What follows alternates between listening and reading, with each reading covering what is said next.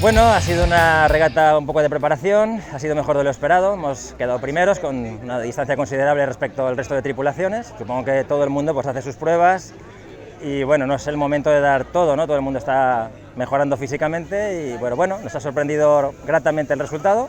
Hem quedat primeres, però a part d'això, que lògicament estàs content i tal, doncs superbé. Les sensacions han sigut molt bones, jugàvem a casa, però tot i així, vull dir, és d'aquelles regates que, ostres, que des del principi fins al final hem tingut molt bones sensacions. De força, de continuïtat, de molt bé, molt bé.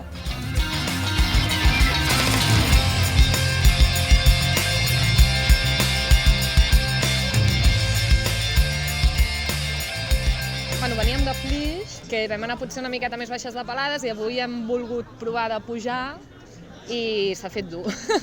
Hem mort bastant, però bueno, al final quan arribes al pont comences a sentir la gent i ajuda a acabar de fer els últims metros. I ella era la seva primera regata. Sí.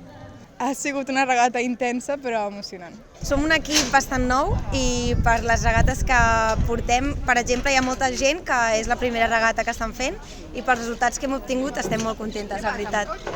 Sí, ens ha anat superbé perquè a més hem quedat a pocs segons de les anteriors a nosaltres, és un segon de les sisenes i a 2 segons de les cinquenes, vull dir que estem allà i tenim moltes ganes de seguir entrenant per intentar superar-nos.